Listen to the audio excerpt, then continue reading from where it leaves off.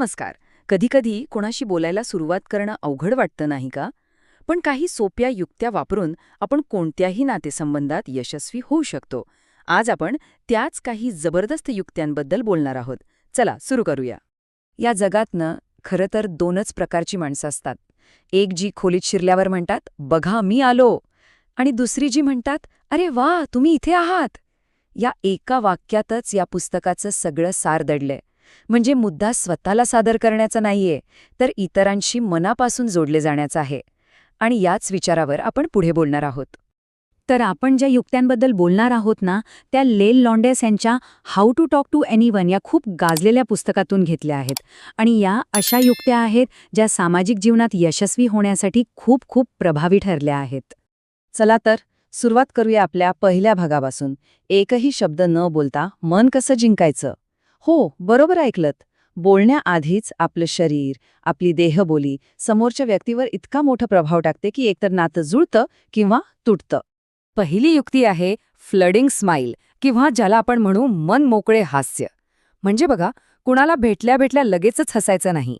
त्याऐवजी 1 सेकंड थांबा, त्यांच्या चेहऱ्याकडे निरखून बघा आणि मग एक मोठं उबदार हास्य तुमच्या चेहऱ्यावर आणि डोळ्यात पसरू द्या.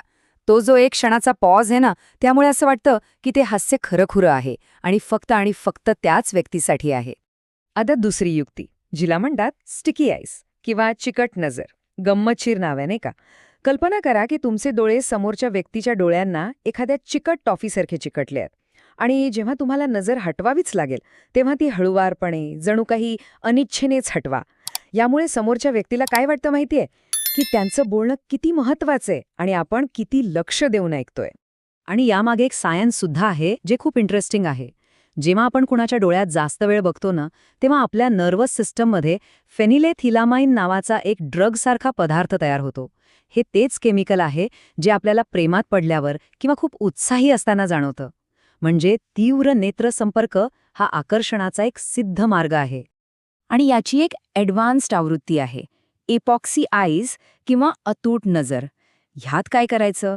समजा तिसरीच व्यक्ती बोलत आहे, तरीही आपलं लक्ष आपल्या टार्गेट व्यक्तीकडेच ठेवायचं. त्यांच्या प्रतिक्रियांमध्ये आपल्याला किती रस आहे हे दाखवण्यासाठी.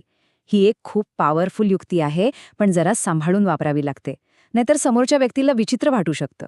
बरं, तर आत्तापर्यंत आपण चेहरा आणि डोळ्यांबद्दल बोललो.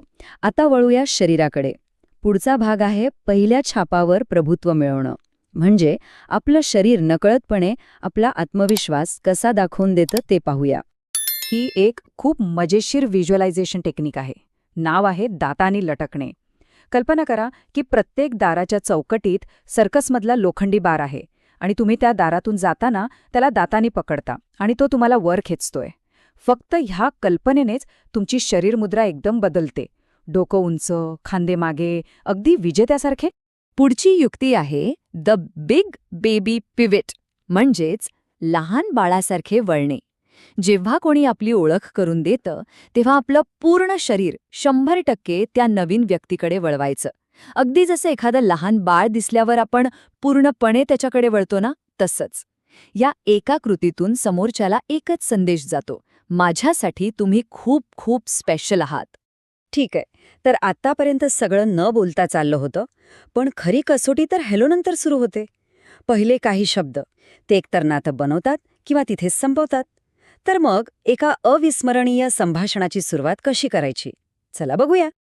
आणि मग तोच मोठा प्रश्न, आता पुढे काय बोलू? ही भीती, ही चिंता आपल्यापैकी जवळजवळ प्रत्येकाने कधी ना कधी अनुभवली आहे. पण काळजी करू नका, यावर एक अगदी साधा आणि जबरदस्त उपाय आहे. ही युक्ती कायम लक्षात ठेवा. नेव्हर द नेकेड इंट्रोडक्शन, म्हणजेच केवळ नावाने ओळख करून देऊ नका. ओळख करून देताना फक्त नाव सांगण्याऐवजी प्रत्येक व्यक्तीबद्दल एक छोटी इंटरेस्टिंग गोष्ट सांगा. हे म्हणजे संभाषणासाठी एक हुक किंवा गळ टाकण्यासारखं आहे.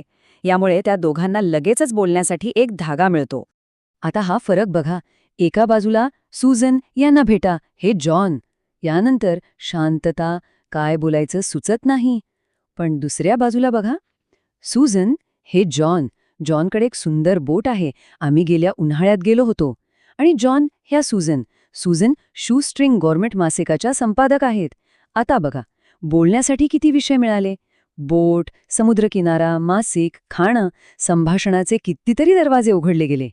ओके, आता आपण काही ॲडव्हान्स्ड युक्त्या पाहूया. अशा युक्त्या ज्यामुळे समोरच्या व्यक्तीला असं वाटेल की तुमची आणि त्यांची केमिस्ट्री लगेच जुळली आहे. जणू काही तुम्ही एकाच नाण्याचे दोन बाजू आहात. ही एक सुंदर मानसिक युक्ती आहे. हॅलो ओल्ड फ्रेंड, म्हणजे नमस्कार जुन्या मित्र. जेव्हा कुणाला नवीन भेटता तेव्हा मनातल्या मनात अशी कल्पना करा की तो तुमचा जुना हरवलेला मित्र आहे आणि आज अनेक वर्षांनी तुमची भेट झालीय. ही कल्पना करताच तुमच्या चेहऱ्यावर, डोळ्यांत, तुमच्या संपूर्ण देहबोलीत एक उबदारपणा येतो आणि समोरच्या व्यक्तीला नकळतपणे खूप आपलेपणा वाटतो. आता एक खूप महत्वाची गोष्ट पाहूया, संबंधांचे 4 स्तर. पहिला स्तर असतो क्लिशेसचा, म्हणजे हवामानासारख्या वरवरच्या गप्पा. दुसरा असतो फॅक्ट्सचा, म्हणजे माहितीची देवाणघेवाण. तिसरा स्तर असतो फिलिंग्सचा, जिथे आपण आपल्या भावना शेअर करतो. आणि चौथा, सर्वात जवळचा स्तर म्हणजे आपण, म्हणजे संभाषणात आपण, आपलं असे शब्द वापरणे. हे शब्द सुरुवातीच्या काळातच वापरल्याने एक आपलेपणाची, एक विश्वासाची भावना निर्माण होते. तर आता आपण जवळजवळ शेवटाकडे आलो आहोत. या सगळ्या युक्त्या पाहिल्यावर एक गोष्ट लक्षात येते की ही तुमची संवाद साधण्याची एक महाशक्ती आहे आणि ही शक्ती तुम्हाला निवड करण्याची संधी देते की तुम्हाला कोण व्हायचं आहे. एका साध्या नजरेपासून ते शब्दांच्या जादूने एका क्षणात जवळीक साधण्यापर्यंतचा प्रवास आपण पाहिला. या युक्त्या म्हणजे पहिल्या भेटीपासून ते एका खऱ्या, घट्ट नात्यापर्यंतचा एक सरळ, सोपा मार्ग आहे. तर मग आपण कोण बनणार आहोत? बघा मी आलोय म्हणणारे, की अरे वाह तुम्ही इथे आहात म्हणणारे? पुढच्या वेळी जेव्हा आपण कुणाला भेटू तेव्हा ही निवड आपली असेल. ह्याच विचारासोबत आजचा हा आढावा